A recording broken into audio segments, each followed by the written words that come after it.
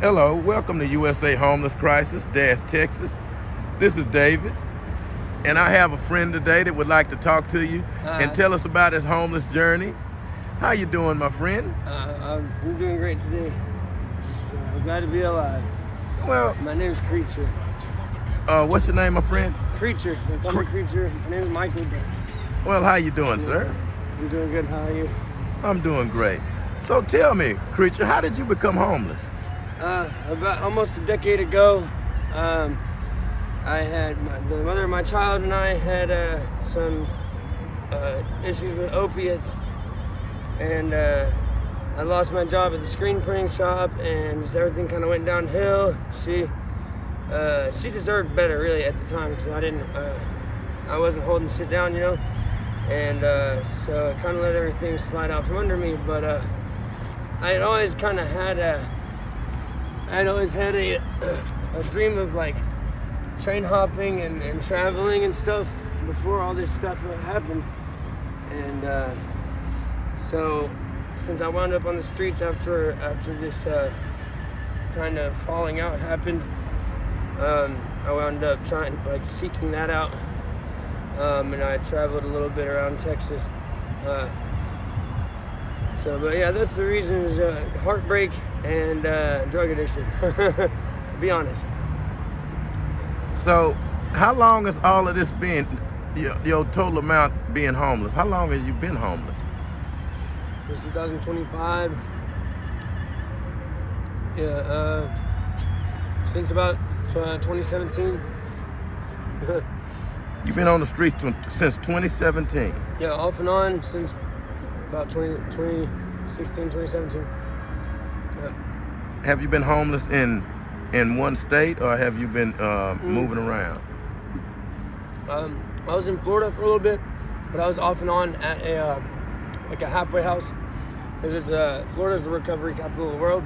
I had gone down there to go to rehab, but I kind of, did the flop thing and relapsed a couple of times and was on the streets there a little bit. And then I met a girl online who lived back here, and she bought me a bus ticket back here, and I came back here. But I've been all over Texas, like small towns to big towns. Houston's probably the roughest, but Austin's probably the most fun. Glen Rose is the most peaceful. And Texas is a great state to travel around in, for sure. Well, it seems like you've been traveling in a lot of places. What would you like to tell us about your homeless journey and about being homeless? I will say that my mom used to tell me, like, and I'm sure you heard the saying before, the streets never change. Or like that, it's kind of just insinuating that, it'll always be here for you, and that the same things will always be here for you, and that they don't change. But to me, I don't know, every day is like a new adventure, and it seems like 5 years ago when I first came out here, there was a little more spontaneity, and that like the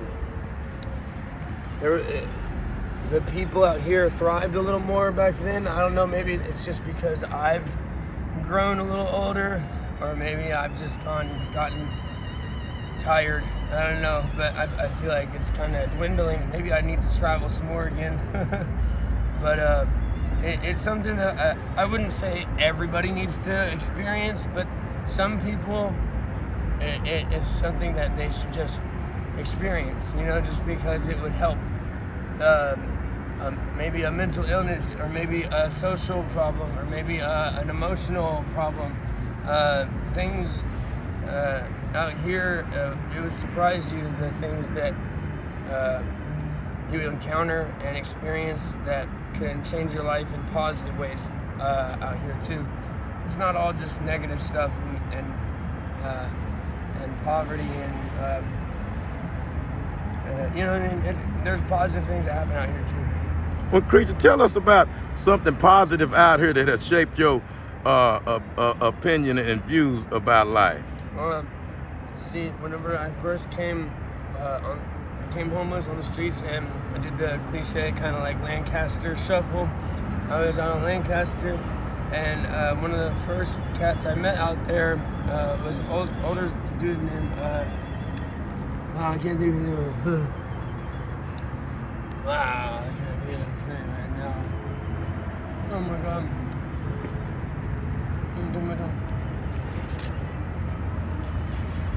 It'll come to me.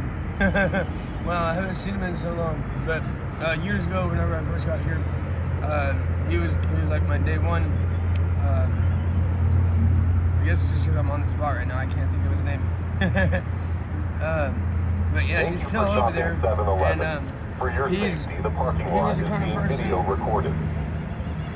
He was the kind of person who showed tough love, and at the time, I needed tough love, and he helped like shape my my backbone that I didn't really have back then. Like when I first got on the streets, I let people walk all over me. I was getting bullied. I got from getting robbed to just letting people run game on me, and I let it happen with a smile.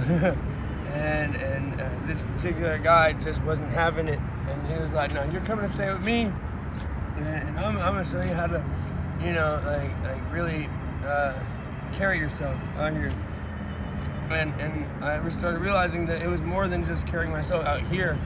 He actually helped shape like a part of my character now. You know what I mean? Like I can take this into the rest of my life. You know?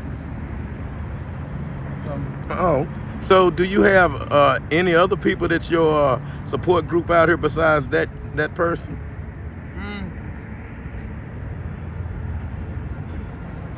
Any more? Support-wise, not really. Sometimes just reciprocating like our hustles and stuff. Like if one of my homies doesn't, you know, make good money flying or something, I'll look out for him, and he'll look out for me the next day. And we try and do that for each other out here. And what I like about ever since I left Lancaster, like just being over a little bit further down away from Lancaster, it's kind of a smaller knit community, and all the hobos out here know each other. Like at least we at least know everyone's faces. You know, we might not know each other by name, but everybody knows each other out here, and we all kind of got a feel for like what's going, at least like surface level, what's going on. You know, with like if something bad was happening to them, they would know. You know what I mean? And we try and pick each other up. You know what I mean? By just doing little things for each other. Whether it's just a cigarette or something to eat, or even getting someone high sometimes. It's just little things here and there. We try and look out for each other.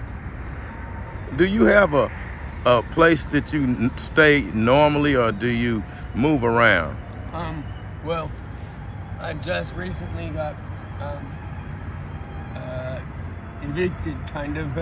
I got an eviction notice for like a piece of paper from the city. I was staying at an abandoned house via squatters' rights, but we weren't in the house technically. There's an abandoned house over across from Stephanie's Jamaican kitchen. By the way, if you get a chance, you gotta go there. It's awesome food. It's over off Evans. And across the street from there, there's an abandoned house that's been there for about 10 years. And it's got a big covered wooden porch. And we stayed there off and on for almost 3 years. And they just recently kicked us off there. They had moved us off once before, but then I had gotten permission from the owner, and they couldn't do anything about it. And then some other like kind of stranger dudes, I call them hoodoos, came around, and I let them stay there because I try and help people out. And that can be my downfall sometimes. They kind of ruined it for me. They trashed the place and kind of got the neighbors a little sketched out, and wound up getting the owner to not trust us anymore. So they kicked us out again. So we moved to the backyard a few weeks ago, and just a few days ago that got ruined too. So currently I don't have a permanent place. Oh, so what are you gonna do tonight for a place to stay? Do you have any plans? Me and a friend over here, me and him are just staying under the bridge over here by 7-Eleven. we've been standing there for the past couple of days till I've got like 3 different shopping carts packed to the brim with all the stuff that I had there, stashed in different spots. It's tough. One of the biggest freaking headaches out here is moving camps. Sometimes I wish the city would just leave us be as long as we're not an eyesore in the public eye. If we're dipped off in a wooded area and we've got our camp, somewhat picked up and it's not total trashed out, I really wish they would start leaving us be, because they've been coming out and just, wrecking shop, man. They'll come, you got 15 minutes to get everything. I'm like, 15 minutes, man. This is my life here. There's everything. I used to do like junk sculpting, trash sculptures and stuff, so I collected all kinds of random metals and scrap metals and trinkets and stuff, and I'd have piles of just junk everywhere, and my friends would be like, man, just leave that stuff, and I'm like, no, I gotta take this stuff, it's not easy. If you had to do this all over again, would you do anything differently? Yeah, I would have started out with a backbone. I wouldn't have let people walk over me in the first place. And to be honest, like, even though it kind of contradicts the inner empath of like peace-loving hippie kid in me. If you live on the streets, man, you gotta be willing to, if somebody tries to, get over on you, you gotta be willing to pop them in. You better be willing to fight. Maybe not even fight, but just with me, I didn't have to fight the guy. I hit him one time, and he was just surprised that I even did it. And he just backed down, and he was like, all right, cool, and he had respect for me from then on. And I really didn't. I spent so many years letting that one specific guy, bully me over the corner, over my money that I made when I flew.